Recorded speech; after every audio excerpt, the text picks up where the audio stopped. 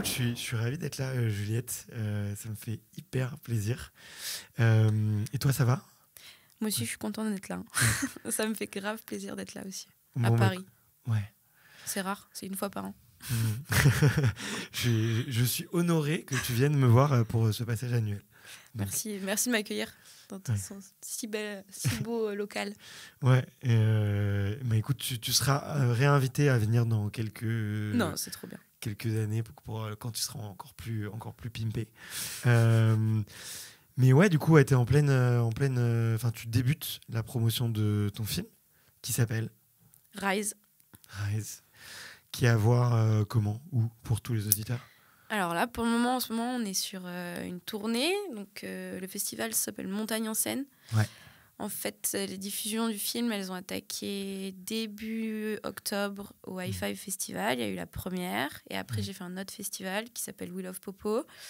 Après, j'étais sur d'autres festivals, le film était sur d'autres festivals, mais j'y étais pas. Et là, du coup, jusqu'au 18 décembre, c'est Montagne en scène. Et il y a en tout plus de 300 dates, dont plus de 150 en France. Ouais. Donc, il y a pas Tu mal de pourras pas y dates. aller tout le temps. Non, je les fais pas toutes. Je les Ok. fais clairement pas toutes. J'en fais déjà une quinzaine. C'est pas mal. Bah ouais, chapeau. Bah écoute, j'ai hâte que tu me parles de ça. Tiens, on pourrait attaquer direct, mais c'est ton premier film, on va dire, est-ce on va pas vraiment dire solo, mais en tout cas dans lequel tu es l'actrice principale. Je sais pas comment on dit d'ailleurs. Ouais, si, tu peux Ouais. dire c'est mon premier film à moi. Hmm. Et j'ai fait partie d'autres films. J'ai été skieuse dans d'autres films avec des copains, des copines pendant les 4 dernières années.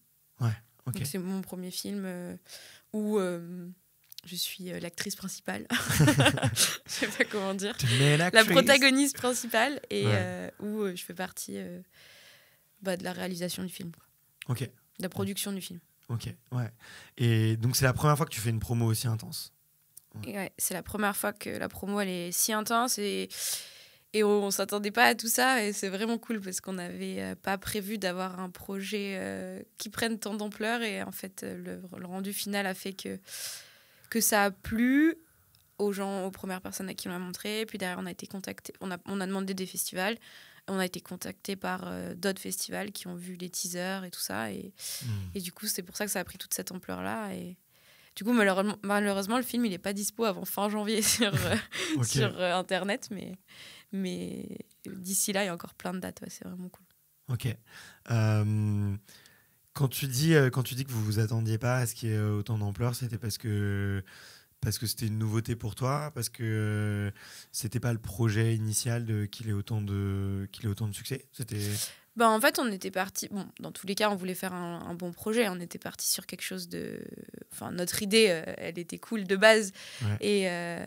Et on s'était dit, bah voilà, on fait un projet. Donc, moi, on expliquera après comment j'ai fait pour démarcher la boîte de production, tout ça. Mais moi, je suis arrivée avec mon premier projet. Et on s'était dit, bah c'est cool, voilà, comme premier projet, ça va être trop bien. Enfin, on fait un petit truc. À la base, on était parti plutôt sur une dizaine de minutes, entre 10 et 15. Et en fait, il en fait 22. Ok. Du coup, le rendu de l'hiver a fait qu'on a eu plus de contenu, donc c'était génial par rapport à ça. Et en fait, au montage, les gars, ils se sont aperçus qu'en fait, le film, il pouvait être vraiment, vraiment cool. Et du coup, et aussi, au courant de l'hiver, le projet a changé. En fait, le projet initial n'était pas le projet final parce qu'en fait, on n'a pas eu de neige l'hiver dernier. Et du coup, on a dû faire avec ce qu'on avait et les conditions qu'on avait. Et du coup, les choses que j'avais prévues en début de saison, je n'ai pas pu les faire. Et en fait, ça a finalisé sur d'autres phases, d'autres aventures, d'autres perspectives. J'ai vécu l'hiver comme j'ai pu et avec des aléas, des moments de joie, de malheur. Du coup, tu t'adaptes. Et en fait, le rendu final a fait que c'était trop bien. Enfin, c'est ça. Ok. Et c'est pour ça qu'on s'est fait sélectionner. Enfin, ça a l'air de plaire, écoute. Je sais pas si on a été pris à tant de dates, c'est pour ça. Trop cool. Bon, bah vas-y, attaquons, on est dans le vif du sujet. J'ai trop envie de savoir. Là, tu me dis que c'était une vraie épopée, ce film, qu'il y a plein de choses qui ne sont pas passées comme prévu. Comment est-ce qu'elle est née, l'idée de ce film ? L'idée de ce film, elle est arrivée... on va dire en début d'automne dernier, fin d'été, début d'automne, je commençais à me pencher sur le sujet j'avais vraiment envie de faire un premier truc. C'était ma première saison sans compétition. Ok. Du coup, c'était décidé. J'avais décidé que j'allais arrêter. Et du coup, j'ai donc avec mon manager, on parlait de faire un projet, tout ça. Il m'a dit, pose-toi, réfléchis à ce que tu veux faire, dans quel axe tu veux aller. Et du coup, ça m'a pris un peu du temps, parce que ça n'arrive pas comme ça non plus du jour au lendemain de voir ce qu'on veut faire. Et pas faire un truc trop centré sur moi, enfin trop égocentrique non plus, et machin. Et du coup, je suis arrivée avec une première idée qui était à la base de skier des belles faces en montagne avec tout ce qui est un peu vu de l'extérieur, par quoi on passe, quel est l'apprentissage pour y aller, machin et tout, mais des plus grosses faces. J'avais vraiment envie de skier des grosses faces en skiant vite, on va dire. Ce que tu n'avais pas encore fait. Des phases que j'avais pas encore faites, et en fait c'était bien, ça me mettait des objectifs aussi, tu vois. Je m'étais dit 7 phases ou 6 phases dans l'hiver, et du coup c'était cool aussi, hein. Dans l'idée, premier hiver sans compète, au moins tu te mets des objectifs, tu sais que toi tu pars pas sur une feuille blanche non plus en début d'hiver, tu as quand même des étapes dans l'hiver, et tu vas pouvoir agrémenter ton entraînement plus ou moins entre guillemets par rapport à ça, ou tes dates, quoi, ou tes mois. Tu sais qu'au mois de janvier tu vas faire ça, février tu peux faire ça et tout, sauf qu'il n'y a pas eu de neige. Bref, mais ça on en parlera après. Et donc du coup elle est née au début d'automne, cette idée. Et en fait après, donc pour créer un film, en gros, il te faut une boîte de production ou un filmeur et un réalisateur, ou un filmeur-réalisateur. Et en fait, moi, j'avais déjà vu beaucoup de films d'une boîte de production qui s'appelle Cluster Film. Ça s'appelait pas comme ça avant, mais maintenant c'est leur nom, avec Maxime Moulin et Frédéric Rousseau, qui sont caméramans et réalisateurs et producteurs. Très connus d'ailleurs dans le monde du ski. Exactement. En fait, ils avaient fait beaucoup de films avec Sam Favret. Enfin, ils ont réalisé les films de Sam Favret, qui est un ami qui habite à Chamonix, et qui du coup a fait que j'ai vu tous ces films, et du coup j'aimais trop le travail qu'ils faisaient, et je me suis dit en fait j'ai envie de les contacter eux. Donc on a monté un dossier avec mon manager, en gros un dossier projet, et en fait après on les a démarchés, et en gros j'étais prête à démarcher plusieurs boîtes aussi, j'avais d'autres idées, mais c'était eux en premier, et en fait j'ai direct eu une réponse positive à ma demande, et c'est à partir de là c'est parti. Et du coup eux ils sont arrivés avec un projet de leur côté aussi, enfin une idée de projet. Ils ont rebondi un peu sur mon idée. Ils ont amené un peu ils m'ont dit ce qu'eux ils pensaient aussi. Ils sont arrivés avec des idées, donc c'était vraiment cool. Et donc de là, on a monté un vrai dossier de prod, quoi. Et bon, après voilà, tu pars dans la recherche de budget, tout ça. Et après, c'était le temps de skier, et il n'y avait pas de neige. Voilà. Et juste pour bien comprendre la démarche un peu artistique, tu vois, de réalisation. Toi, tu les contactes, tu as déjà, je sais pas, quelques pages d'une trame que tu aimerais bien faire, ou d'un objectif de pente à skier et à filmer. Et eux, qu'est-ce qu'ils vont apporter ? Ils vont rapporter, je sais pas, le côté un peu, le ton du film, tu vois, un peu la dynamique que tu vas avoir avec la musique ou le grain de l'image. Comment est-ce qu'ils améliorent en fait ton projet, tu vois ? En fait, c'est génial de bosser avec des boîtes de prod comme ça, parce que en fait, dans la boîte de production, ils sont plus que 2. Hein. Ils sont, je crois qu'ils sont 4 ou 5. Et du coup, donc, tu as Max et Fred qui sont surtout caméraman, réalisateur, producteur. Et après, tu as Jérôme Lado qui en fait écrit des scripts, qui écrit des histoires, quoi, qui raconte. Et en fait, du coup, donc, ils ont bossé ensemble sur la création du dossier, en gros. Et ils sont arrivés en fait avec une idée. Avec une idée derrière, une idée qui était super, en gros un script déjà écrit, alors pas du tout, parce qu'au final il m'a posé des questions et c'est sorti complètement naturellement. J'avais aucune idée de ce qu'ils allaient me poser comme question le jour où on a fait l'interview. Mais du coup c'est vraiment comme un film au cinéma, quoi. T'as un mec qui vient écrire un peu une trame de film, et en fait Max me connaissait de l'extérieur via les réseaux, il m'avait suivi sur mes années sur le World Tour et tout ça. Et du coup, lui aussi avait une idée de quoi on pouvait parler. Et du coup, moi, c'était assez dur pour moi de dire je veux parler de ça, je veux qu'on mette ça en avant. C'est dur à dire personnellement, de dire moi j'aimerais bien qu'on mette ça en avant dans ma vie. Donc ça, je l'ai pas fait du tout. Moi, je suis juste arrivée en leur disant voilà, j'aimerais bien faire un film avec vous, un film qui claque, et en skiant des belles faces, machin, le but aussi était que quand on ait le film devant les yeux, on voit qui est Juliette, mais aussi bien techniquement que personnellement, ou mentalement. Bien sûr. Et du coup, c'était vraiment ça l'idée de base. C'était que, en gros, moi, j'avais dit à Max, j'ai envie qu'à travers ce projet, les gens, ils voient qui je suis. Mais moi, je parlais plus techniquement à la base, tu vois. J'avais vraiment plus envie que les gens ils reconnaissent mon ski ou qui je suis sur les skis, tu vois.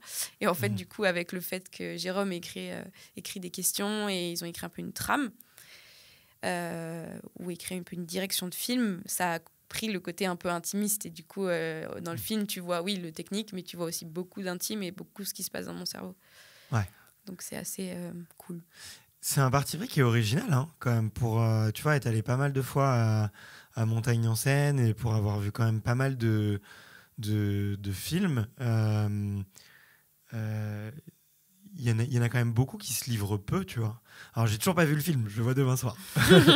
Donc, tu m'excuses, là, en plus, je suis hyper impatient. Mais c'est assez novateur, finalement, tu vois, de s'ouvrir aussi un petit peu de ce qui est un peu dans le cœur. J'avais vu donc le film de Colline l'année dernière. Et c'est plus de l'engagement sociétal, tu vois, expliquer un mouvement, mais ça rentre pas dans la sphère de l'intime et de l'émotionnel, tu vois. Donc c'est encore un parti pris qui est différent. Toi, pourquoi tu as voulu aller sur ce chemin-là ? Tu leur as fait confiance ou Je leur ai fait confiance vraiment les yeux fermés, en fait. En gros, ils m'ont dit, ouais, on vient jeudi prochain chez toi, toute l'après-midi, on fait l'interview. Moi, je disais, ok, cool. Genre, j'avais aucune idée de ce qu'ils allaient me poser comme question, quoi. Okay. Et en fait, cet hiver, il a pas été facile parce que moi, j'avais perdu des copains, j'ai perdu des copines l'été dernier. Et du coup, je suis vraiment passée par des hauts bas tout l'hiver, machin. Et en fait, au moment où ils m'ont posé la question, j'étais assez bien dans mes baskets. Enfin, ça commençait à aller mieux et j'avais passé un bon début d'hiver. Le fait de faire du ski, ça m'a remis bien. Du coup, j'étais vraiment peinard. Et en fait, ils m'ont posé des questions intimes, enfin pas intimes, plutôt assez intenses en termes de psychologie, je pense, parce qu'ils me posaient des questions sur, tu vas découvrir, mais la peur, qu'est-ce qui se passe dans mon cerveau, pourquoi je veux faire ça, pourquoi je veux faire des films, pourquoi machin. Et du coup, en fait, j'ai répondu vraiment, mais nature, peinture, j'étais posée sur mon canapé à la maison et du coup, mais même eux, ils savaient pas en soi ce qu'ils allaient en utiliser de l'interview, parce que c'était, on a besoin de faire une interview, on était censé en faire une deuxième en fin d'hiver ou au printemps. Et en fait, les questions qu'il m'a posées ont fait ressortir plein de trucs que je pense même à moi, je m'étais jamais dit. Je m'étais jamais dit peut-être verbalement, peut-être que c'est certain que je le pensais parce que sinon j'aurais jamais dit. Mais et du coup, on est parti très très loin en fait dans cette discussion. Et donc cette interview, c'est ça qui tu vas découvrir, c'est l'interview qui fait le film en fait. Tout au long du film, tu as l'interview qui est un peu cadencée et qui du coup alimente le film et qui explique par quoi je suis passée, par quoi je passe dans ma tête en tant que skieuse en fait. Okay. Et voilà pourquoi je fais des films, pourquoi je décide de faire ça. Ok. Mais merci déjà parce que ça me rassure, parce que je me dis eux ils sont partis un peu, tu vois, de cette interview et puis ils ont écrit un peu après, tu vois, ce qui s'est passé et puis vous avez construit ensemble le projet. Bon, j'imagine qu'effectivement si c'était plus dur de faire des belles images, il y avait la contrainte, mais ça me rassure dans le sens où moi, quand je me lance dans un projet, il y a beaucoup de choses sur lesquelles j'ai du mal à visualiser tant que j'ai pas la matière, tu vois, et tant qu'on n'a pas commencé, tu vois. Et je vais pas me dire, tiens, là, je vais faire une interview hyper émotionnelle avec Juliette, tu vois, alors que je sais pas si t'es dans un mood d'émotion, tu vois. Oui. Et du coup, là, c'est rassurant de voir que les choses s'improvisent aussi et viennent telles qu'elles sont. Okay. C'est marrant d'en parler avec eux parce que là, sur les premières projections, il y avait souvent Fred avec moi. Et Fred, la question qu'on lui pose en général, c'est et du coup, toi, en tant que producteur, comment tu as vécu ton hiver et le projet ? Est-ce que vous aviez prévu est-ce que c'est la version finale ? Est-ce que ce sont les mêmes, quoi ? Et Fred, il raconte, ouais, non, pas du tout. Alors, on est parti complètement sur autre chose et en fait, on a fini sur ça. Et en vrai, c'était génial. Enfin, okay. Ouais. Moi, j'ai passé un hiver pas facile parce que du coup, tout ce que j'avais prévu, ça faisait pas. Les phases que je voulais skier, elles faisaient pas. Il n'y avait pas de neige, il n'y avait pas assez de neige. Du coup, on s'est retrouvés à faire des trucs que je pensais pas faire tout de suite, mais du coup, on les a fait parce que les conditions étaient bonnes en haute montagne et du coup, on s'est mis à vite faire de la haute montagne. Au final, on a fait du freeride, mais en fin de saison parce qu'il a reneigé. Du coup, tout s'est un peu démantelé et du coup, C'était un peu au jour le jour, quoi. Je disais aux gars, ouais, vous êtes dispo après-demain pour aller filmer? Ouais, ok, bon, bah, on y va. Oh, vous êtes... oh, merde, je suis un peu... Là, je suis un peu coupée, il n'y a personne qui est dispo. Bon, bah, je vais contacter un autre caméraman. On a fait bosser d'autres caméramans sur d'autres journées. Enfin, et en fait, on a fait tout l'hiver un peu comme ça. Ok. Quand on prévoyait un truc, en général, ça marchait pas. Et du coup, on faisait un peu du tac au tac et c'était trop bien. Et enfin, c'était trop bien. C'est cool, c'est bien après, hein, parce que sur le moment, c'est quand même pas, c'est un peu stressant quand même. Comment tu le vis, toi? Ouais, c'était un peu stressant parce qu'au final, tu mets de les. Moi, j'en dors pas, moi. Ouais, non, ça va. En vrai, bah, le milieu du ski aussi, c'est ça, c'est que tu vis avec les conditions. Donc, on fait un sport qui dépend des conditions. Du coup, tu sais t'adapter. Et là, bah, là, j'avais pas le choix. Donc, oui, c'est sûr, c'est un peu stressant parce que bah, tu as mis de l'énergie depuis début d'automne. Tout l'automne, tu as travaillé sur ce projet. Là, c'est bon, c'est le start, c'est dans les starting blocks. Et tu es un peu en mode, bon, bah, y a un mec qui te tire avec une corde par derrière, quoi. Ouais. Et des fois, ça part, hop, tu reviens en arrière, et ça part, et tu reviens en arrière. Et du coup, des fois, j'avais l'impression qu'on faisait des journées. Je me disais, waouh. Ou des fois, je faisais des journées pour moi sans qu'on filme parce qu'on ne s'était pas organisé. Et en fait, la journée était trop bien. Je me disais, mais là, on aurait trop dû filmer. Et bon, je disais, bon, ok, c'est pas grave. Et au final, à la fin, le rendu est cool. Donc, ok. Ouais. Donc c'est top. Bah écoute, c'est marrant que tu parles de ça parce que bon, là, je te fais un petit feedback personnel, mais moi, dans mon ancienne carrière, tu vois, j'avais une vie de bureau, start-up, développement de logiciels et de sites internet. Et tu vois, dans ce monde-là, tout est minuté, tout est carré, tout est prévu. En fait, tu vois, t'as 5 minutes de retard sur un appel visio. C'est mal vu. Enfin, c'est clairement, t'es genre, les gens te font dire, tu m'as fait perdre 5 minutes, là, gars. Et du coup, quand je suis arrivé, moi, dans le monde du sport, et encore plus dans le monde des tournages, dans le monde des interviews et tout, le temps, la gestion du temps, elle est pas du tout pareille. Et ça m'a demandé un vrai, tu vois, effort sur moi-même. Relâchement. Ouais, relâchement, de dire, OK, il y a plein de paramètres, c'est OK. Et au début, ça m'a fait bizarre. Ça m'a fait vraiment bizarre de me confronter à des gens qui n'avaient pas du tout la même vision du temps que moi. Yeah, et je suis venu un peu avec ce syndrome-là de genre, ouais, faut que ce soit carré. Prêt, faut que ça soit carré, faut que ça soit prévu. Tel jour on tourne, on arrive à telle heure, on repart à telle heure. De telle heure à telle heure, on tourne tel plan. 1 heure après, on fait l'interview audio. Enfin, tu vois, on essayait de rendre le truc carré. Mais en fait, dans la réalité des faits, c'est impossible de faire comme ça. Moi, ça m'a beaucoup appris, quoi. Je suis toujours en train d'apprendre. Moi, je suis toujours un peu l'angoissé qui se détend, quoi. Tu vois. Mais du coup, j'imagine bien que enfin, je comprends la complexité et l'agilité, la flexibilité psychologique qu'il faut pour faire ce genre de film. Ouais. Mais en fait, ça me l'avait déjà fait. Moi, je faisais du ski alpin avant. Ouais. Et du coup, ski alpin, c'est carré. Tout est carré. C'est de la Formule 1 presque. Enfin, pas de la Formule 1, mais nous, on appelle ça de la Formule 1 dans le milieu du ski, parce que c'est très carré. Tu t'entraînes, machin, t'as tes dates, t'as tes compètes, t'as tant de compètes par hiver, basta, quoi. Enfin, tout est très carré. Ta prep physique, elle est carrée. Ta prep mentale, si t'en as, elle est carrée. Si t'es en cours à côté, c'est carré. Enfin, faut que tout soit carré. Quand j'ai arrêté l'alpin et que je me suis mis au freeride, je suis là, faut peut-être que je me relaxe un peu quand même. Et tu vois, et pourtant, j'ai fait des compètes directes, donc j'étais quand même direct dans un milieu un peu, pas carré, mais c'était peut-être un peu rectangle, tu vois. C'était, du coup, je me suis un peu détendue. Et là, d'avoir arrêté les compètes, l'hiver dernier, je commençais un peu à stresser parce que j'avais l'impression que j'allais pas être assez efficace que ce que j'aurais aimé l'être, parce que du coup, t'as pas d'échéance. Enfin, oui, là, j'avais une échéance qui était le film, certes, mais dans l'hiver, j'avais pas... L'hiver dernier, en plus, je suis restée à la maison, j'ai pas bougé. Enfin, j'ai pas bougé. J'ai rayonné en Europe, mais pas très loin. Et du coup, j'avais pas genre le 12 février, tu pars là, le 16 mars, tu pars là, tu vois. Et du coup, j'avais l'impression que mon temps, des fois, il y a des journées, il y a des semaines, 4-5 jours, on faisait pas de ski. J'étais là, non, mais c'est pas possible. Genre, je suis skieuse, je suis censée skier, qu'est-ce que je fais Et en fait, au bout de la fin de l'hiver, du coup, je pense qu'on s'est un peu tous relax aussi parce que s'il n'y a pas les conditions, il n'y a pas les conditions. Enfin, à un moment donné, tu n'es pas obligé de te forcer à faire un truc qui va au plus, tu vas pas prendre du plaisir, quoi. Ouais. Et ça va pas être efficace et tu vas pas devenir une star parce que t'as skié de la neige pourrie pendant tous les jours, pendant 5 jours, tu vois. Et du coup, je pense l'hiver dernier, j'ai vraiment aussi appris à prendre les choses comme elles arrivaient, tu vois. Ouais, j'ai plus relax. si on peut filmer, c'est cool. Dans tous les cas, on va y arriver, mais il faut pas que ce soit stressant, tu vois. Et au début de l'hiver, c'était vraiment compliqué parce que j'arrivais pas à me dire ça, tu vois. Et en fait, fin d'hiver, avec les gars sur la prod et tout, et au final, j'étais mieux organisée parce que du coup, j'étais plus relax. Enfin, tout allait très bien. Ouais. Donc, ouais, parce que ça demande quand même aussi de l'anticipation, de savoir où est-ce que tu veux aller, d'organiser un petit peu tes trips et tout, quoi. Ok. Et comment est-ce que tu as fait pour te détendre? Tu parles en angoissé, là. Ce serait quoi tes tips? Comment j'ai fait pour me détendre de l'hiver? Je pense que j'ai vécu un peu au jour le jour. Tu sais, à me dire, bah, c'est cool, ça c'est à faire. Ça... Enfin, aujourd'hui, je fais rien, c'est pas grave. Demain, je ferai un autre truc. Ah, bah, demain, j'ai fait un truc chambé, c'est trop bien. Je prends, tu vois. Et tu prends, et tu prends. Et en fait, une journée de repos, au final, c'est pas du malheur, quoi. Enfin, au contraire.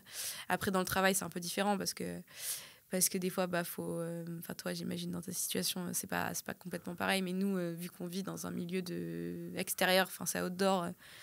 On n'a pas un meeting tous les matins où s'il y a quelqu'un qui arrive en retard, c'est pas grave, tu vois.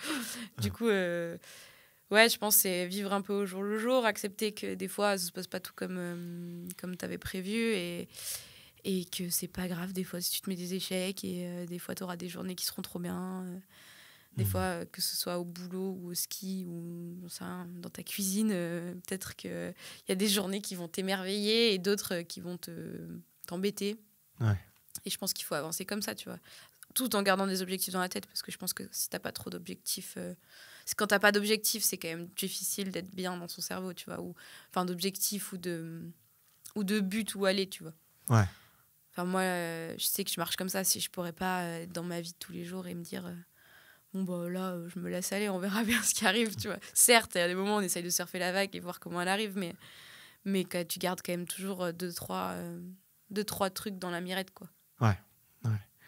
Et je me rends compte, tu vois, à quel point c'est pas évident quand même de passer d'une vie d'athlète, tu vois, rythmée par les compètes, où grosso modo, alors je sais pas exactement pour toi, mais on va dire, ton année, elle est financée par des sponsors et tu vois à peu près que c'est carré. Enfin, financièrement, tu arrives à faire le plan, tu vois, comment il est fait, et puis et toute l'année, elle est rythmée par les entraînements et les compétitions. Donc, tu as une espèce de sécurité où tu te poses pas trop de questions et tu suis le rythme qu'on t'a proposé. Et puis financièrement, normalement, ça suit. Avec où tu passes quasiment l'année suivante. Ok, c'est toi, tu fais partie d'une équipe de réal de film. Donc, tu engages ton temps. Tu fais s'engager d'autres personnes aussi sur leur temps. Et du coup, c'est de l'argent, enfin, tout ça. Avec pas forcément, tu vois, des sponsors qui vont te répondre oui tout de suite. Alors moi, j'imagine, tu vois, que avec ta notoriété, c'est plus facile, en tout cas, de discuter. Mais et tu vois, où tu pars de la feuille blanche et t'as rien du tout. Tu vois, c'est le contraste entre l'année toute tracée et là, ok, non, c'est à moi de construire tout et je dois tout façonner. J'imagine que c'est pas la transition, elle doit être compliquée, quoi. Enfin, ouais, pas évident tout c'est pas évident, ouais, exactement. Mais j'ai vraiment vécu un moment allez, je vais pas dire pas évident, mais un moment un peu compliqué dans mon cerveau, la transition un peu automne dernier. C'est que quand j'étais en train de réfléchir au projet, je me disais, je repensais aux hivers d'avant, c'est mon choix, hein, c'est mon choix d'avoir arrêté la compète en plus, donc c'était quand même bien réfléchi et je savais que j'avais autre chose, je pouvais faire autre chose à côté parce que j'ai des sponsors qui me suivent aussi et qui me permettent de vivre de ma passion et qui n'étaient pas demandants que de compète. Okay. Et ça, je le savais en avance. C'est aussi ça qui a fait que ça a un peu pesé dans la balance aussi. Ça a complètement pas fait que j'ai pris mon choix, hein, parce que c'était un choix vraiment réfléchi, que j'avais envie d'arrêter la compète, mais j'avais cette chance d'avoir des sponsors qui me suivaient à côté. Et du coup, ces sponsors, pour qu'ils continuent à te suivre, il faut créer quelque chose. Ouais. Et en fait, j'ai vraiment aussi, je pense, compris l'année dernière que j'avais monté ma propre entreprise, quoi. Et en fait, en tant que skieur, on est une micro-entreprise qui gère son biz et qui t'organise et qui se donne des objectifs et qui a tant de budget. Moi, j'ai la chance d'avoir un manager, un agent avec qui je bosse depuis 6 ans. Donc, c'est lui qui m'aide beaucoup pour avancer. Et en fait, après, bah ouais, tu montes un projet, tu te donnes des objectifs, il faut que tu sois présent sur les réseaux sociaux, il faut que machin. Ça, c'est une facette du métier qui est hyper importante maintenant. Et il faut vraiment arriver à se donner des objectifs. Et je pense que c'est ça qui a été le plus dur l'année dernière. C'était arriver à me dire, bon, bah là, ok, la semaine prochaine, j'ai envie de faire ça, ou dans 2 jours, il y a des conditions là-bas, je vais faire ça. Tu vois. Et vraiment, pas juste le dire, genre le faire.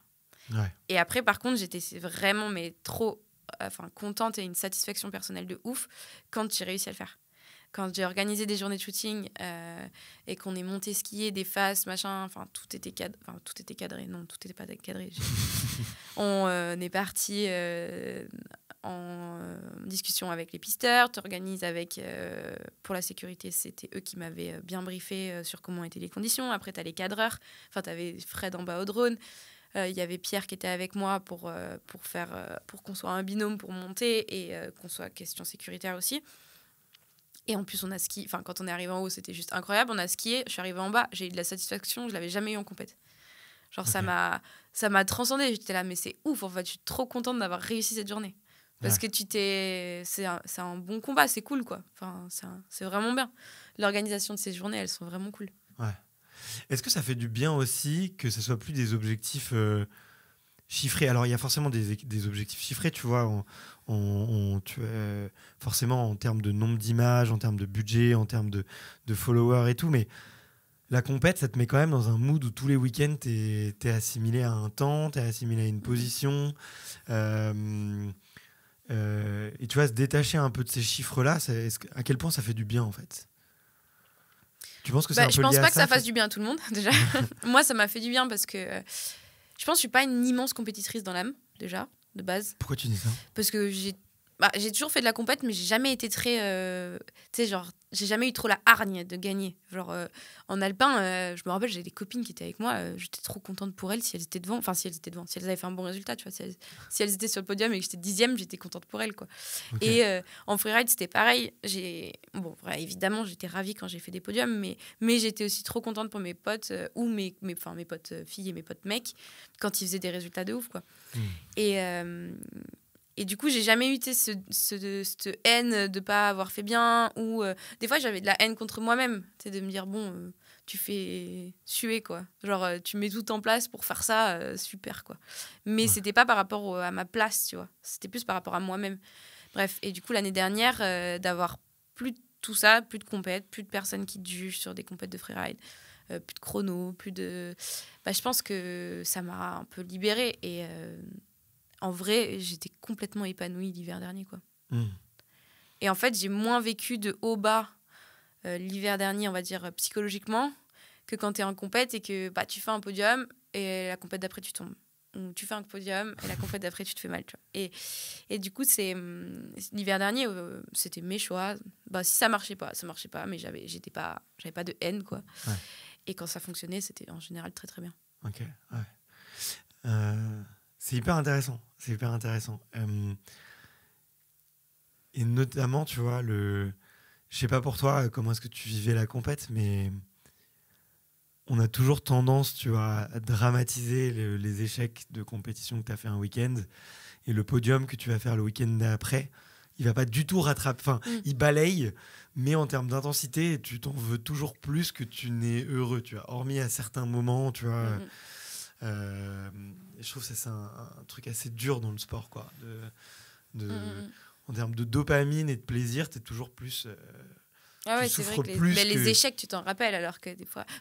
Ça dépend des réussites aussi, mais tu te rappelles souvent des échecs, alors que les réussites, tu te dis, oh, c'était cool, j'ai fait un podium, et après, tu te dis, ah ouais, cette compète, je me suis pété, je suis partie en barquette, ça, tu t'en rappelles.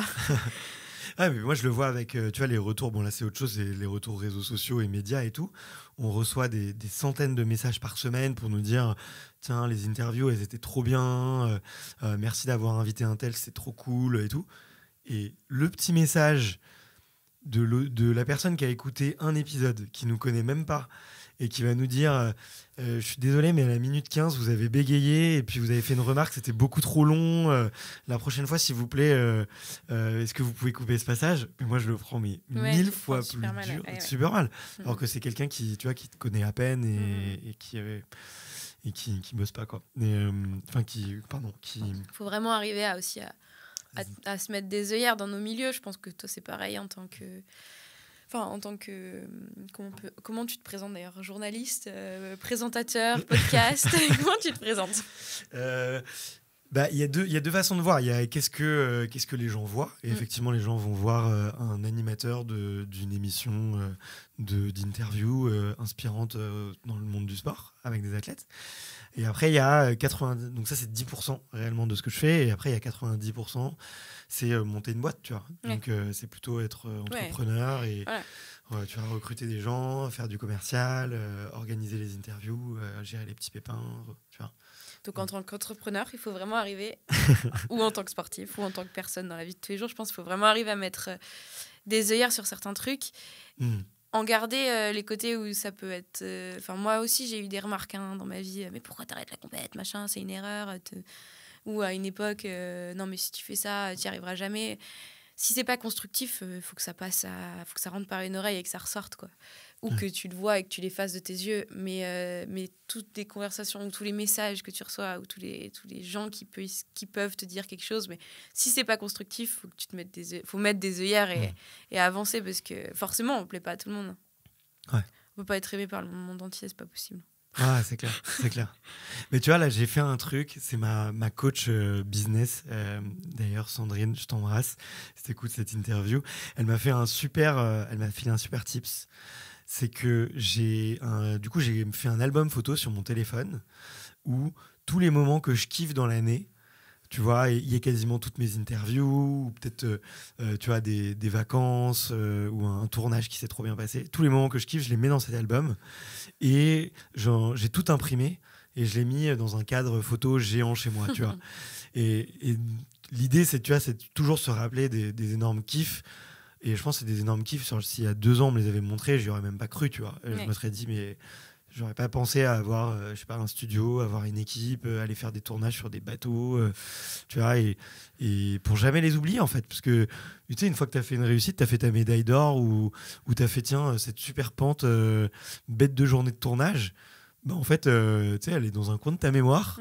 Et puis le lendemain, tu te prends une grosse baffe et c'est la baffe qui te... Et tu te dis, oh non, je suis trop nulle, je vais pas y arriver dans ma vie. Ouais, tu vois. Je vois bien ce que tu veux dire. Pourquoi tu as arrêté la compétition, toi? Alors, ma dernière année de compétition, c'était en 2022. J'étais plus trop dedans. C'est-à-dire que, en fait, début d'hiver, en gros, on a eu des compètes, il n'y avait pas des conditions très bien. Et j'arrivais pas à me mettre dedans. J'arrivais pas à retrouver un peu l'envie et l'excitation que j'avais eue les dernières années pour partir en compète, pour regarder des faces et me dire, ouais, je vais faire ça. Ou avoir envie de faire un podium aussi. C'était un peu lisse, tu vois, un peu platonique. Il n'y avait pas grand-chose qui bougeait, quoi, dans ma tête. Et donc, du coup, j'ai fait les premières compètes. J'ai pas fait des super résultats. Je suis tombée à une des compètes aussi, je crois. Je me rappelle même plus, j'ai effacé. Je suis tombée et en fait, milieu d'hiver, en gros, je suis partie faire la dernière compète. Et c'était assez clair dans ma tête, en fait. J'étais hors... en gros, nous, ils appelaient ça un cut. Donc, chaque année, tu as un cut qui te permet de te requalifier pour l'année prochaine. Et si tu n'es pas dans le cut, tu retournes sur les compètes européennes dans le même hiver. Et tu peux potentiellement, si tu gagnes, enfin, si tu fais dans les 2 premières femmes, tu peux te requalifier. Tu vois. Okay. Mais c'était assez clair dans ma tête que en fait, cette compète au Canada qui allait se passer, j'avais pas envie d'y aller. J'y étais. Et que quoi qu'il se passait, j'allais arrêter, quoi. En fait, ouais, quand j'ai senti que j'avais plus la passion de la compète, pas la passion du ski, plus la passion de la compète, je pense que ça a éteint la flamme directe. Genre, il n'y a pas eu... elle a pas continué à brûler longtemps, quoi. Ouais. Et du coup, ça a été assez radical comme décision. Je sais pas... Enfin, pas radical, réfléchi, mais radical.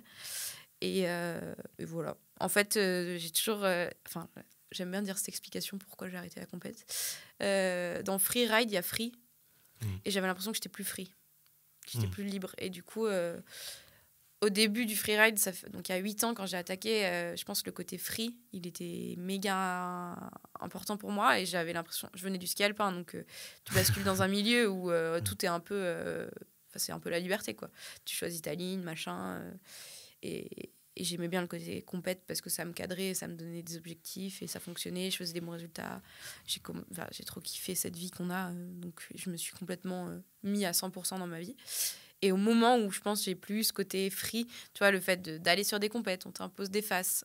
C'est normal, on fait des compétitions, donc les organisateurs, ils t'imposent une face, t'es jugé. En fait, tu t'imposes à toi-même donc de faire des compètes. Et du coup, je me retrouvais à des endroits, typiquement la dernière année, on était au Canada. Il n'y avait pas de neige. Et je disais, mais qu'est-ce que je fais là?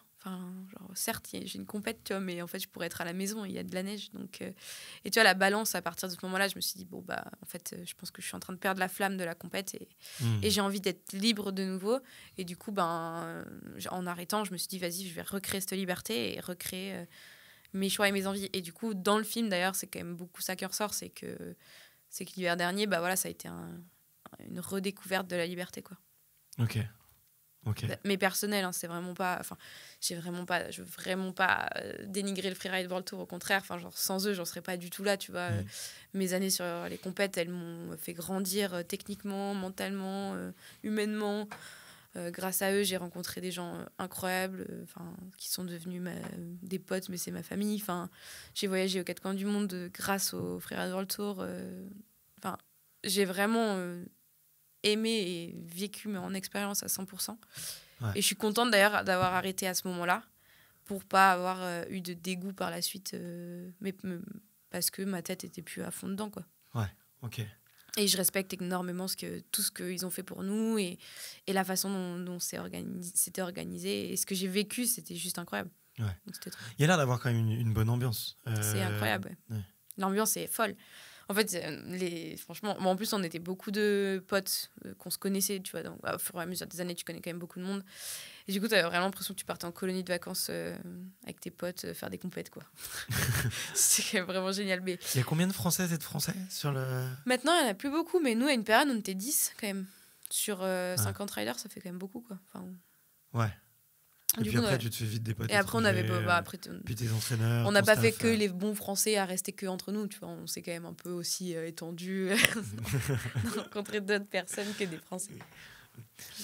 Pourtant, on n'a pas toujours très bonne réputation. Mais c'est pour ça que je dis ça.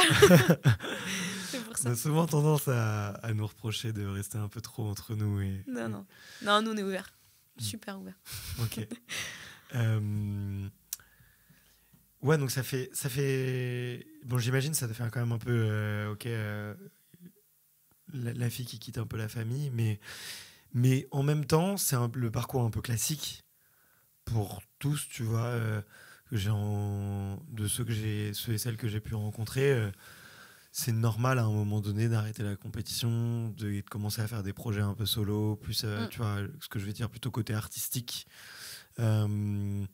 La voile est un peu tracée. Et d'ailleurs, je me demande, tiens, tu peux peut-être me dire, mais est-ce qu'il y a des exemples de femmes ou d'hommes en snow ou en ski qui ont réussi à faire des films à succès sans être passés par la compétition avant? Parce que toi, tu disais, ouais, ça m'a énormément apporté.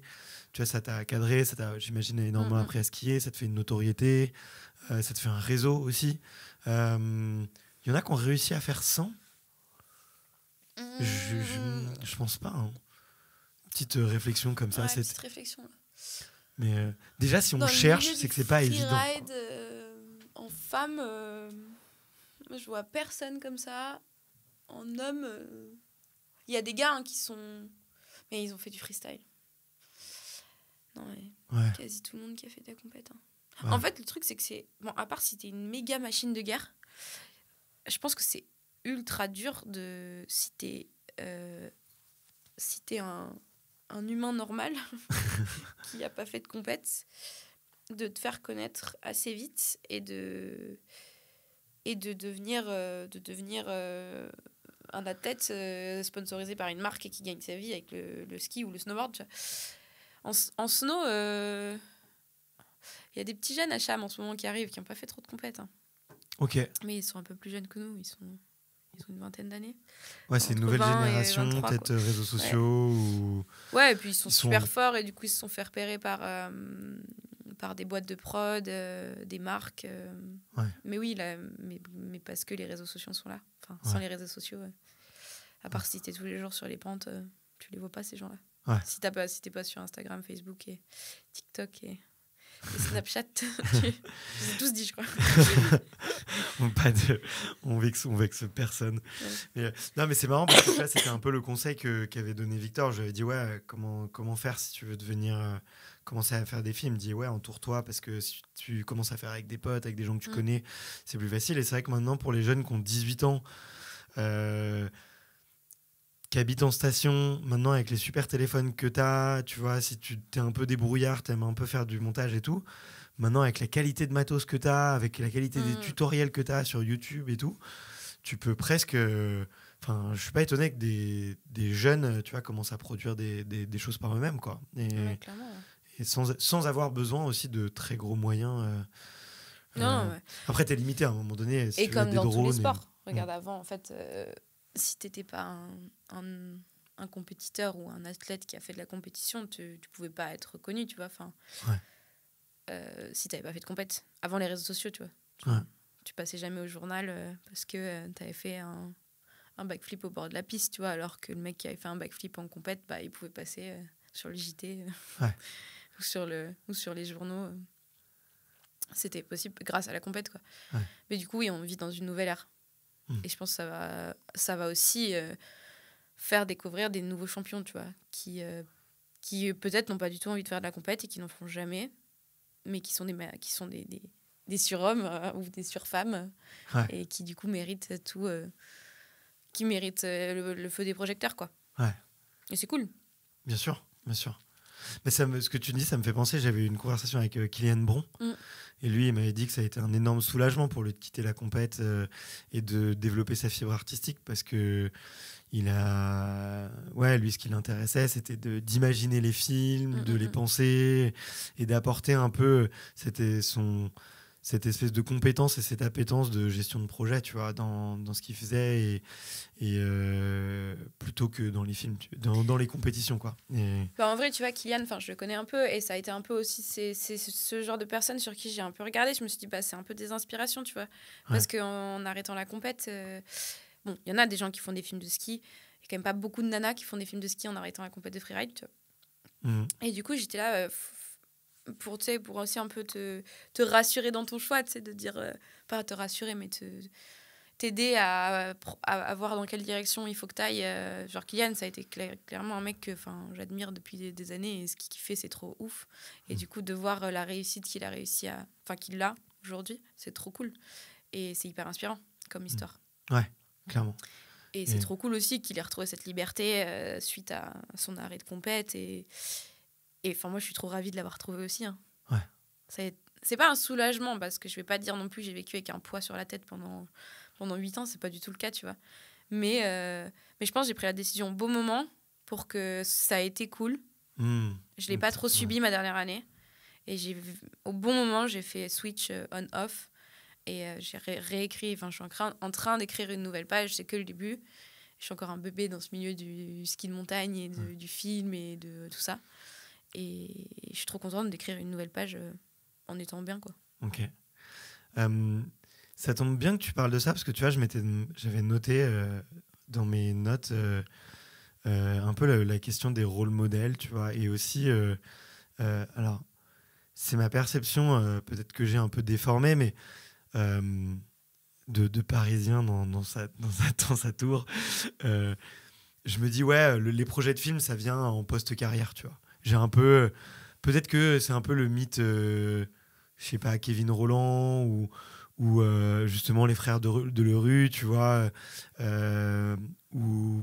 je pense que c'est parce que c'était le cas, en fait, avant. Pierre Voltier, ouais, tu sais, qui font de la compète et puis après ils se mettent à faire des films. Toi, ce que je trouve hyper admirable, j'ai de l'admiration pour toi, parce que déjà t'es beaucoup plus jeune que, je pense, au moment où ils ont commencé à faire des films.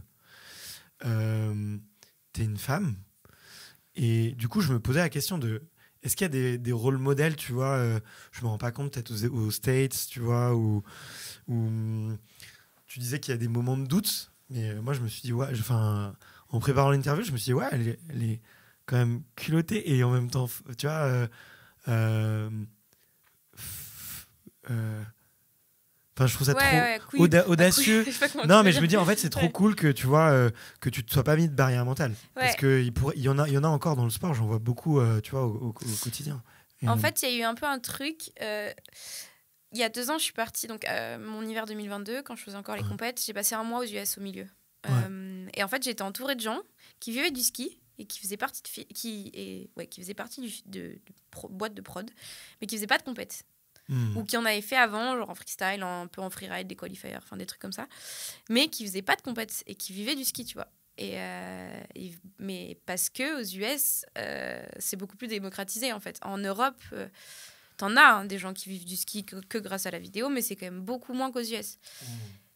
Après, aux US, c'est les US et ça s'organise comme ça s'organise et ils ont des grosses boîtes de prod que nous, on n'a pas en Europe, tu vois. Et en fait, en étant là-bas, je me suis dit, mais c'est possible, tu vois. Et c'était après ma dernière compète au Canada. Ok. Donc, j'avais décidé d'arrêter. Et en fait, ça a complètement conforté ma décision de passer un mois avec des gens qui faisaient que ça. Et je me suis dit, mais trop bien. Sauf que moi, je savais très bien que je suis européenne, enfin, je suis française, que nous, on n'a pas des grosses boîtes de prod comme ça. Alors après, par exemple, Coco, Colline Balébaz, cet hiver, elle a filmé avec une des grosses boîtes de prod américaines. Donc c'est trop cool. Américaine ou canadienne, je sais plus si je dis des bêtises. Donc c'est trop cool. Elle en a fait partie, mais on est quand même européens et nous, on a notre façon de faire aussi, enfin, notre façon de voir la montagne, de ce qu'on veut faire. Et moi, je savais très bien que ça me correspondait plus de faire un projet à moi ou de faire partie de projets de potes en Europe que de projets qui sont nés en Europe que de faire partie d'une grosse boîte de prod comme ça. Et de toute façon, moi, pour le moment, j'ai pas d'entrée dans ces boîtes de prod et je sais même pas si demain on me propose, je sais pas ce que je dirais, tu vois. Parce que c'est un autre milieu. Enfin, c'est pas pareil, tu vois, c'est pas le même. Enfin, après, je sais pas, demain on me propose d'aller faire du ski au Canada, du ski en Alaska, je sais pas ce que je dirais. Je sais pas si je dirais oui ou non, tu vois. Parce que après il y a la question écologique aussi du truc. Enfin, je sais que mon cerveau il serait un peu en mode ce serait une chance de ouf d'aller faire ça, mais d'un côté on pourrait faire ça. Enfin bref, voilà. Petit conflit interne. Un petit conflit interne, je pense. Mais on n'en est pas du tout là parce que la question se pose pas. Mais bref, et du coup, je pense que ça a été une aide dans ma décision. Donc c'est pas des rôles modèles, mais c'est des gens qui m'ont aussi un peu inspirée. Et en fait, en Europe, on en connaît plein, hein, des gens qui font des films. Et Jérémy Heinz, qui est suisse, qui a fait un film de ouf, La Liste, il y a quelques années. Lui, il a fait de la compète. Lui, il a un profil alpin. Il a fait du freeride. Ça a fonctionné sur le Freeride World Tour. Il a décidé d'arrêter parce que je sais pas pour quelle raison. Et derrière, il a fait des films et ça a trop bien fonctionné. Donc, clairement, un profil comme ça a été... dans mon milieu, ça a été un rôle modèle grave. Après, c'est vrai que c'était un peu un peu le doute sur je suis une fille, il va falloir que j'ai les épaules carrées pour organiser tout ça, quoi. Et que ça marche, que ça fonctionne bien, qu'on parle à du monde, que mon film ou mes films, mes futurs films, j'en sais rien, parlent à un certain public. Faut avoir un peu les épaules carrées pour se dire bon, faut que j'encaisse tout ça et c'est à moi d'organiser tout ça. Mais ça s'est réalisé parce que je suis hyper bien entourée. Que je suis entourée d'un manager, je suis entourée de plein de potes, de gens qui sont là pour moi et qui me mettent dans mes choix de vie, tu vois, tous les jours, enfin de vie et de décision, de tout ça. Et des boîtes de prod comme les gars avec qui j'ai bossé. Enfin, si ça se passe tout aussi bien, c'est parce qu'il y a un cercle autour de moi qui est hyper solide.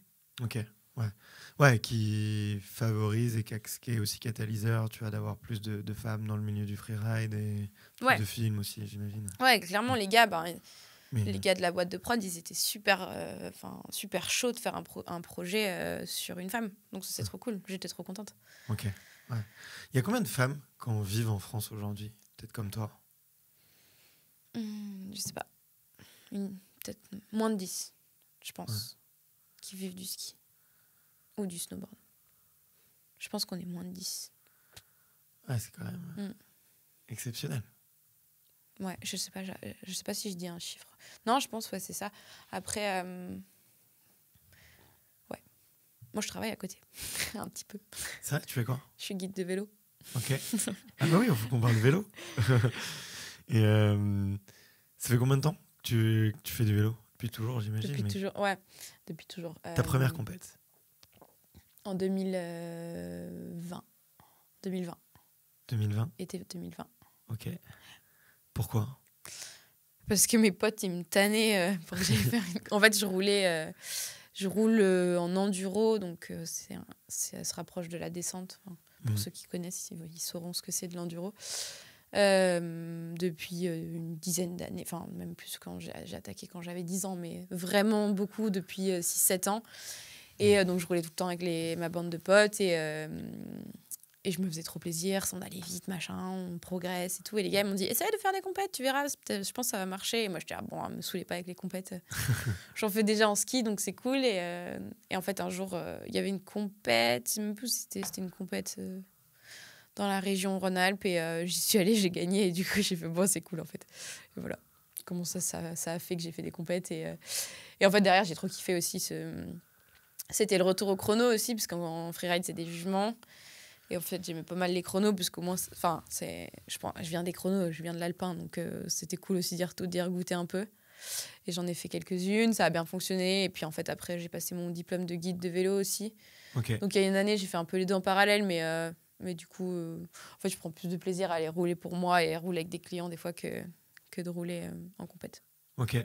Et c'est quoi être guide de vélo? C'est t'emmènes des gens et vous allez vous vadrouiller en montagne et tu choisis une piste et tu les accompagnes, tu les formes.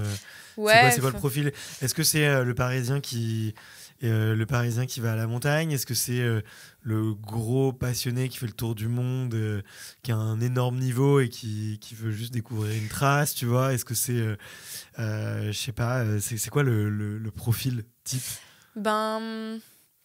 En fait, je suis monitrice guide, donc ça va aussi bien de l'enfant qui a jamais fait de vélo ou de l'adulte qui a jamais fait de vélo à un client expert qui veut juste quelqu'un qui lui montre les bonnes traces et où aller, quoi.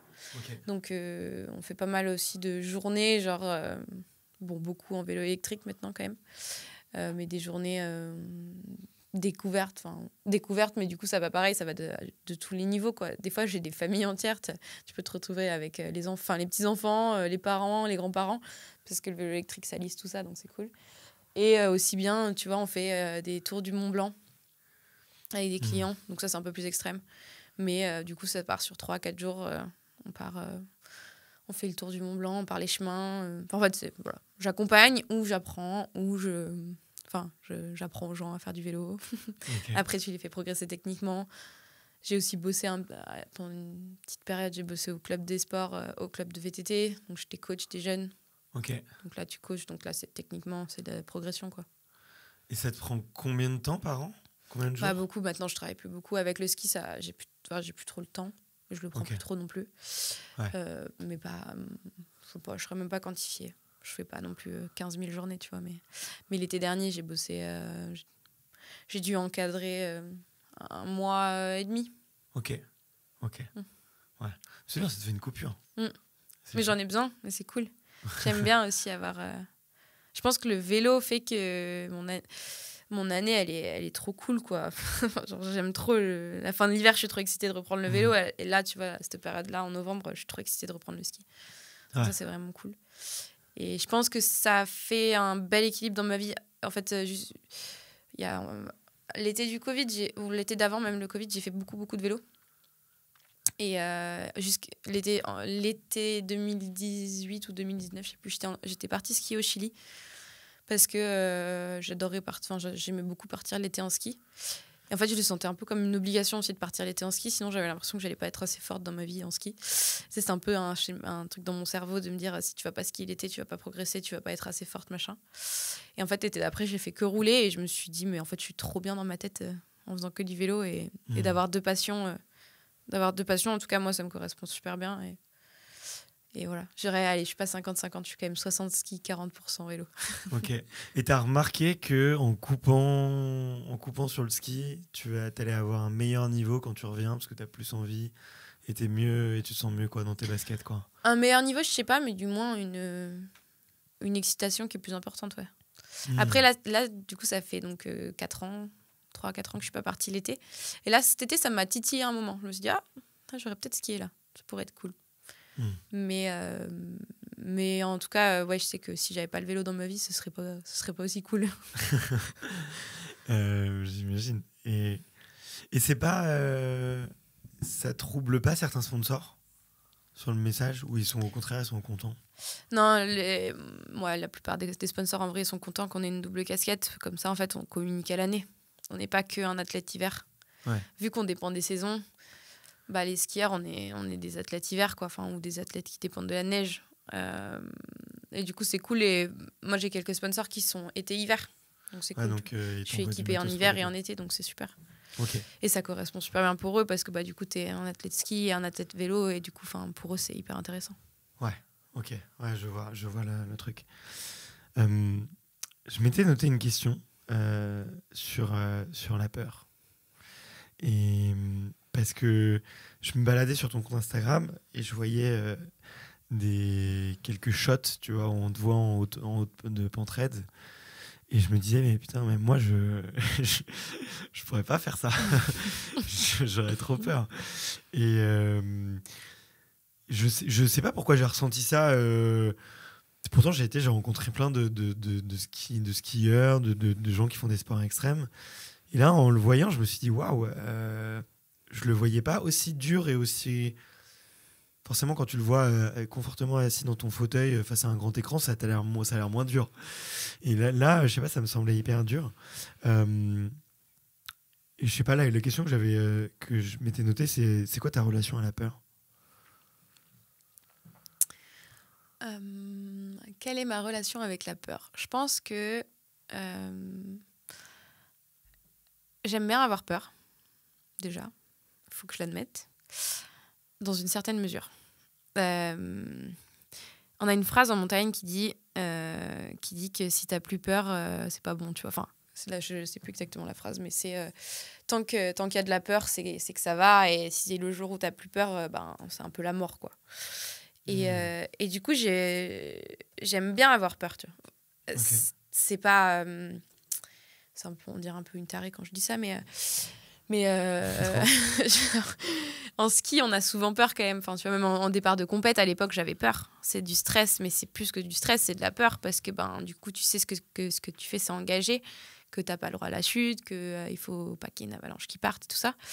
Mais du coup, quand en général, t'as fait les choses bien et que t'es au bon endroit au bon moment, si t'as cette peur et que t'arrives à la gérer, c'est cette peur-là qui te fait avancer, tu vois. Après, ça arrive d'avoir la peur qui te coupe les jambes et où tu te dis mais qu'est-ce que je fais là, genre je veux pas du tout être là. Et du coup, c'est toujours un peu un management, je pense, entre il faut que j'ai la bonne peur et pas la mauvaise peur. Comme t'as le bon stress et t'as le mauvais stress. T'as le stress qui te fait devenir un warrior et t'as le stress qui t'écrase, quoi. Et du coup, la peur, c'est un peu la même. Et j'admets complètement avoir peur, tu vois. En montagne, c'est dans le film, on en parle beaucoup. Mais j'admets et je suis complètement OK avec le fait d'avoir peur, tu vois. Sur le moment, des fois, tu viens de te poser la question, tu te dis, mais attends, genre là, j'ai vraiment beaucoup peur quand même. Mais en fait, quand tu rentres chez toi le soir, tu te dis, en fait, c'était trop ouf, c'était trop bien, tu vois. Et c'est un peu une drogue, hein, c'est de l'adrénaline. C'est que la peur, ça t'apporte de l'adrénaline et on est accro, je pense, les skieurs les skieurs à l'adrénaline complet, quoi. Ok. Pas les sportifs, je pense. Et tu sais, c'est quoi la différence? Enfin, comment tu fais ce switch entre cette peur paralysante et cette peur excitante? Dans le film, il y a un super exemple. On est en haut d'une montagne et on arrive en haut de la montagne. Et il y a une arête. Et en fait, l'arête, elle est super fine.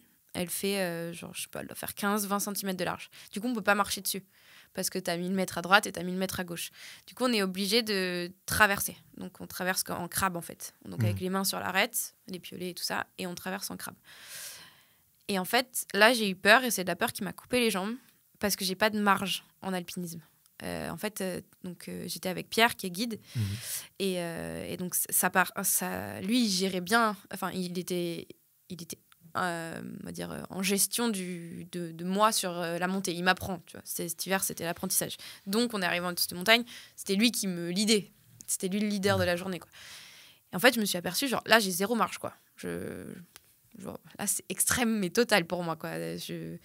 J'étais pas bien, tu vois, ça me coupait les jambes. Je me suis même dit à un moment, mais c'est mort, on va jamais aller au sommet. On était 100 mètres sous le sommet. Je me suis dit, mais on va jamais arriver en haut.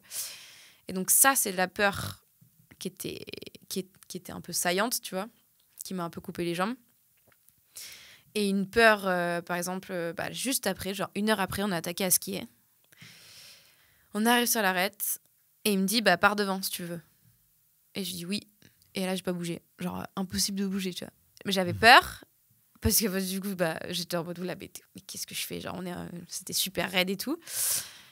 Donc, il repasse devant, il fait son premier virage. Et là, j'ai eu peur au moment où j'ai lancé mon premier virage. Mais en fait, j'ai de la marge en ski.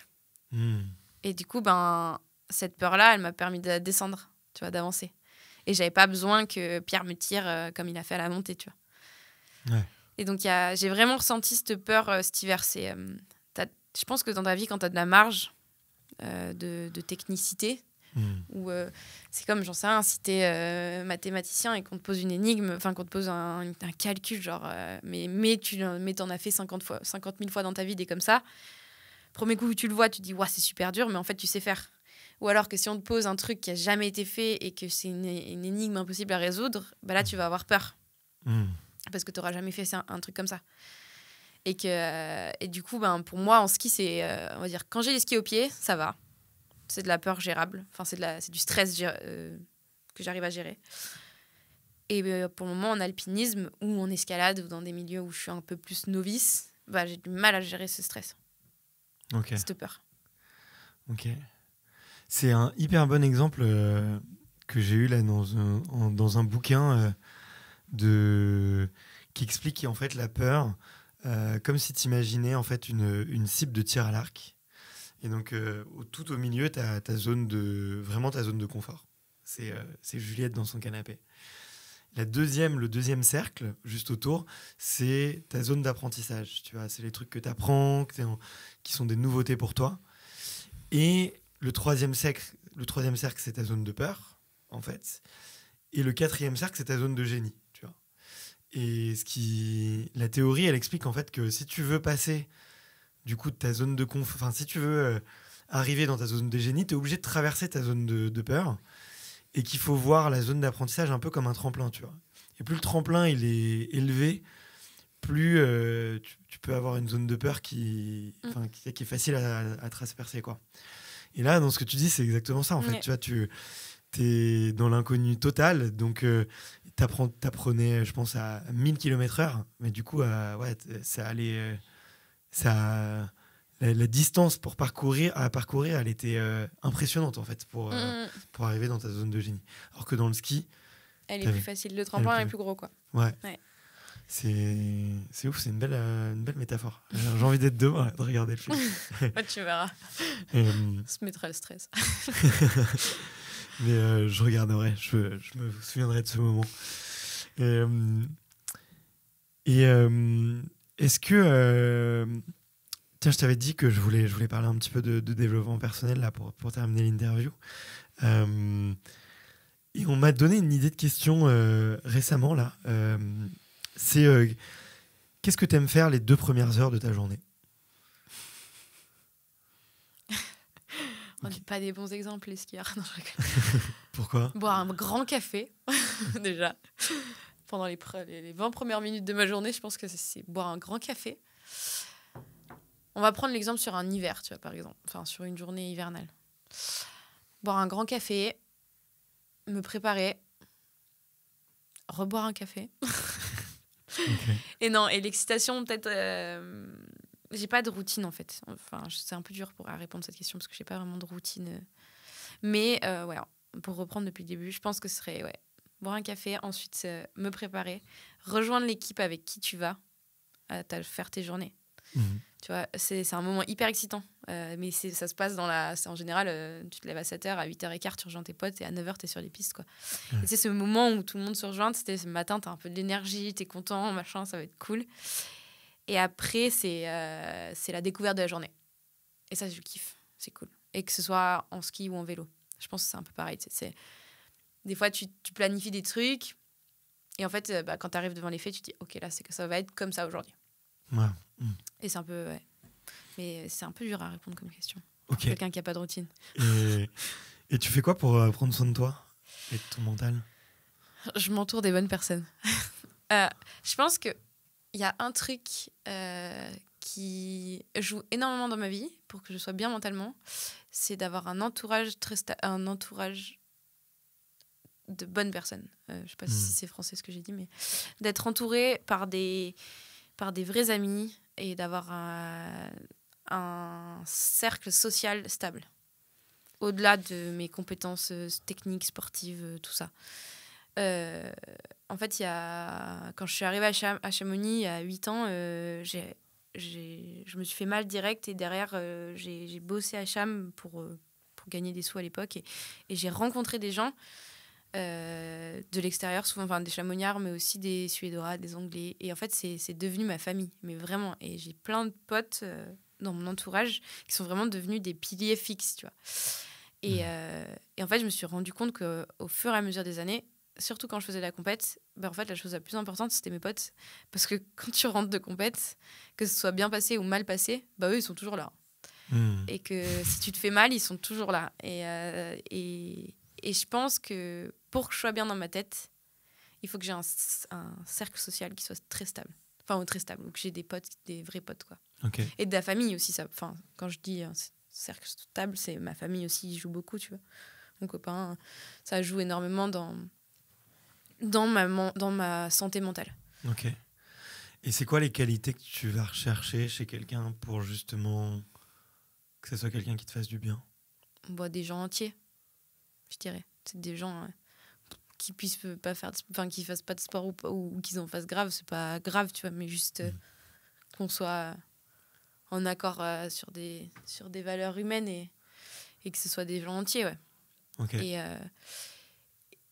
Et on s'est vraiment aperçu, on se rend compte de ça parce qu'on vit dans un milieu où on perd quand même beaucoup de gens. Enfin, tu vois, on est jeune et moi j'ai déjà perdu trop de potes, quoi. C'est vraiment pas des, on va dire, on n'a pas une vie normale à ce sujet-là. À 25 ans, on a déjà perdu beaucoup trop de copains et en fait, tu te rends compte que c'est vraiment ta famille et du coup, tu perds des piliers un peu au long de ta vie et heureusement qu'il y en a d'autres qui sont très solides, quoi, parce que sinon, sans ça, ce serait super dur d'avancer. Ouais, j'imagine. Et du coup, ça, en fait, je pense que quand tu es bien dans ton cerveau, dans ta vie à toi, donc moi, j'ai une maison, je suis bien, quoi. J'ai des amis, j'ai ma vie sociale, elle est là. Derrière, en fait, tout ce que je fais, c'est du bonus pour que ça aille mieux. Ouais. Parce qu'en soi, certes, le ski, ça me rend heureuse et c'est ce que je fais, c'est mon métier. J'en suis trop fière que ce soit mon métier, tu vois.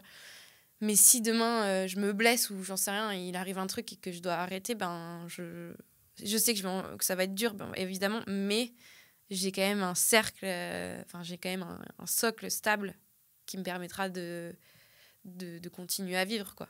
Je vais pas me retrouver dans le néant. Ouais. Mais c'est intéressant ce que tu dis. Là, je suis en train de lire un bouquin, la biographie de Michael Jordan.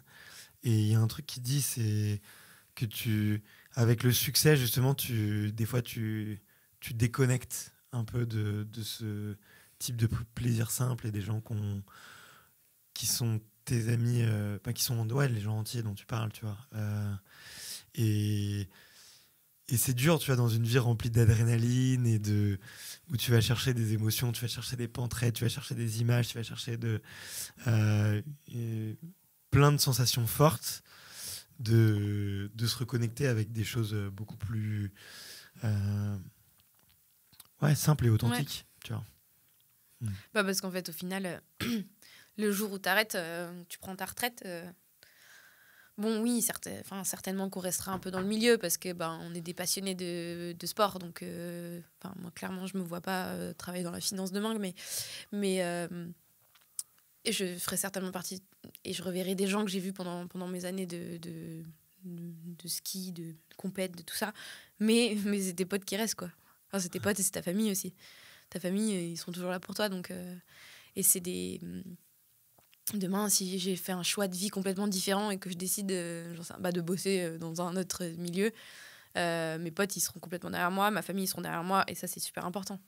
Alors que peut-être que ton meilleur fan, qui était fan de toi parce que tu faisais des dunks comme un ouf, et du coup, il va peut-être pas te suivre autant que tes proches dans tes choix personnels de vie. Ouais, je vois, carrément. Euh, Je crois qu'on a fait le tour. Hein. Je regarde mes petits sujets, mais... On n'a pas trop parlé de l'enfance, mais je sais pas si tu voulais en parler. Des fois, je commence. Tiens, si, je suis quand même obligé de te poser la question parce que je l'ai posée 250 fois et je peux pas ne pas la poser. Mais on a commencé direct et c'était très bien comme ça. Mais normalement, la question que je pose pour commencer, du coup, ça clôturera un petit peu. C'est quel est ton premier souvenir de sport ? Je pense mon premier souvenir de sport, c'est d'être au club de ski avec 15 micro-enfants comme moi. On devait avoir 4 ou 5 ans. On était au club et notre entraîneur, il nous avait amenés dans la poudreuse. Et à l'époque, on n'avait pas des skis de poudreuse. Même d'ailleurs, aujourd'hui, à 4 ans, tu n'as pas des skis de poudreuse. Et tout le monde tombait. Et je me rappelle que on aurait dit un champ de tir. T'avais tous les enfants qui étaient par terre et à 4 ans, 5 ans, t'arrives pas à te relever. Et ça gueulait partout. Et je me rappelle, l'entraîneur d'ailleurs que j'avais, il est encore entraîneur au club. Et j'ai recroisé il y a quelques hivers avec plein de mignons derrière lui. Et je m'étais trop marrée. Je m'étais dit, ça me rappelle trop quand on était gamin. Donc voilà, je pense en ski, être tombé dans la poudreuse. Mais c'est marrant cette métaphore du champ de tir avec toutes les cibles par terre, je vois exactement. Et c'est vrai que tu vois, la première fois quand t'es parent et même en dehors, tu vois les premières séances de ski pour des enfants, parce que là c'était au mois de mars, je devais partir avec mon fils, mais j'étais avec un pote aussi qui était avec son fils. Et lui, il l'a inscrit, c'était la première fois qu'il faisait du ski. Et tu vois, nous, on allait regarder, tu vois. C'est vrai que c'est un peu un carnage. Ouais. Au début, c'est compliqué. Hein. Au début, tu chouines, il fait froid, les enfants, ils terminent, ils disent « J'ai plus envie de recommencer !» Moi, je suis monitrice, je suis monitrice de ski et j'ai pas mal bossé avec les enfants. Okay. Avec les enfants, avec tout d'ailleurs, mais... Et des fois, c'est tellement drôle, mais tu te dis, mais c'est pas possible. Genre, ils vont être dégoûtés de ce sport. Moi, non, ils reviennent chaque année. Ça, c'est marrant, c'est un truc qu'on inflige. En vrai, c'est horrible le ski, t'as froid, t'as mal aux pieds. Pour les enfants, ouais. T'es trempé. Je trouve que c'est dur l'apprentissage. Ouais. Si t'es gamin, tu te fais pipi dessus une fois sur deux, tu vois. En soi, le concept est quand même complètement ouf. Mais en général, ça fait des passionnés.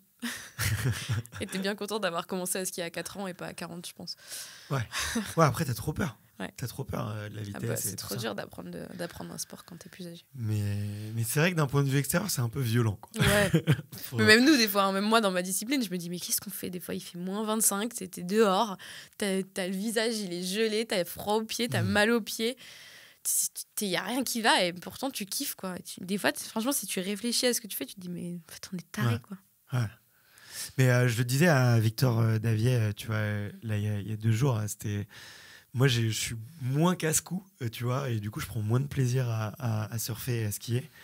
Mais aussi, je suis beaucoup plus dans ma zone de confort. Enfin, comme effectivement, j'ai la chance d'avoir, tu vois, un appartement aux Arcs où je peux aller, tu vois, régulièrement. Et quand il fait moche, tu n'y vas pas. J'ai réfléchi à 2 fois, quoi. Ouais. Donc, ça, c'est l'avantage aussi d'avoir arrêté les compètes pour moi.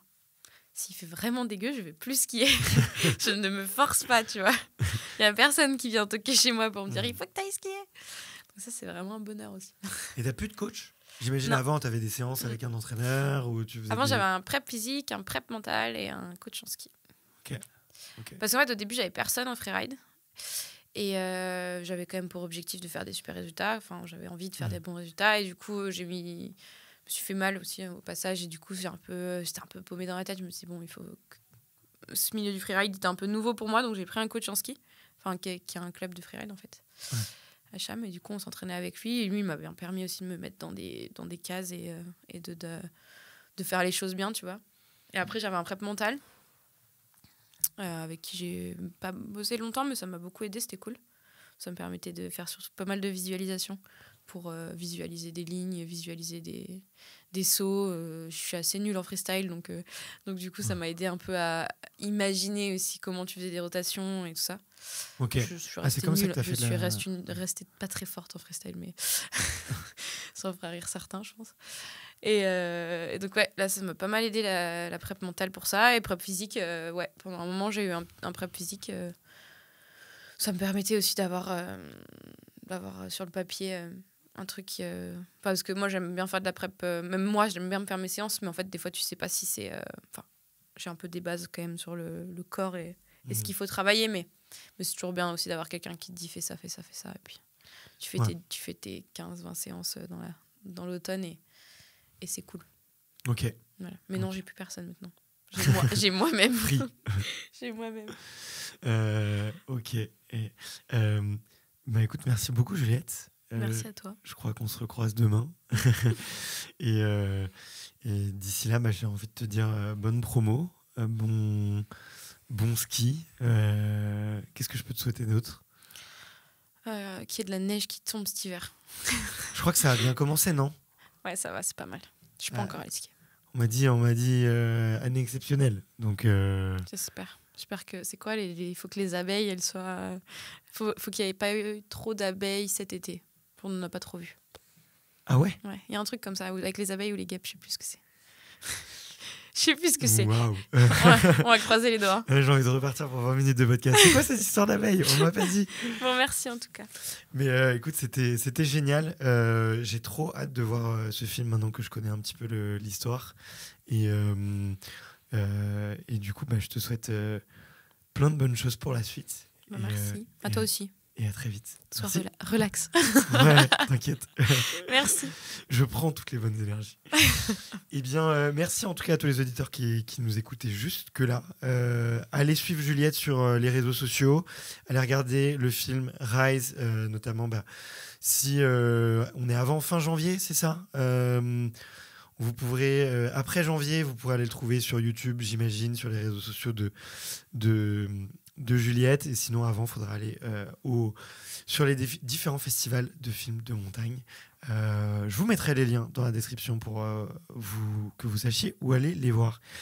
Merci encore d'être là. On vous embrasse tous et on vous dit à la semaine prochaine. Ciao, ciao.